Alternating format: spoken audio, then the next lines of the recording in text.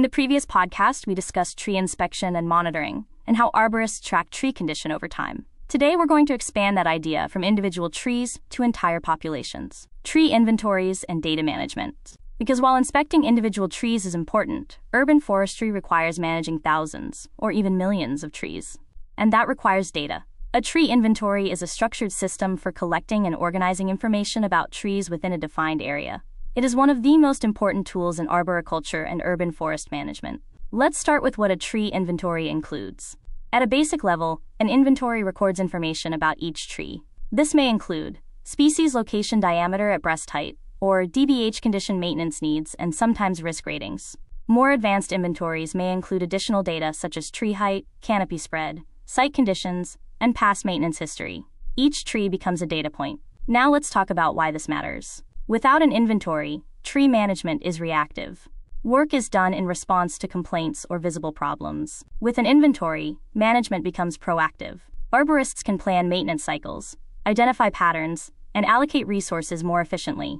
For example, an inventory can help identify how many trees require pruning.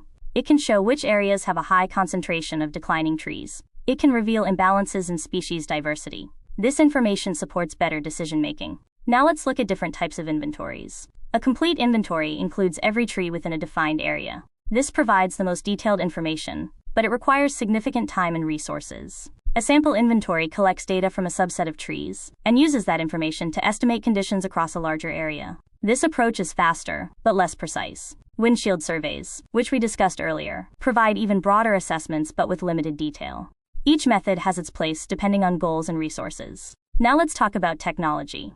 Modern tree inventories are often managed using digital systems. Trees are mapped using GPS and stored in GIS databases. This allows arborists to visualize tree locations and analyze spatial patterns. GIS-based inventories are especially powerful. They allow users to overlay tree data with other information such as land use, population density, or infrastructure. This helps identify areas with low canopy, high maintenance needs, or increased risk. Now let's consider how inventory data is used. One of the primary uses is maintenance planning. Cities often operate on pruning cycles.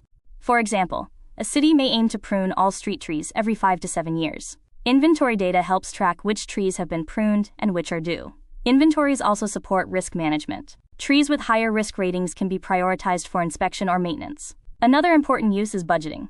Tree care requires funding. Inventories help estimate the cost of maintenance, planting, and removal. They provide data that supports funding requests and policy decisions. Now let's connect this to long-term planning. Inventory data helps cities plan for the future. It can reveal trends in tree age, species composition, and health. This allows urban foresters to develop strategies for planting, preservation, and risk reduction.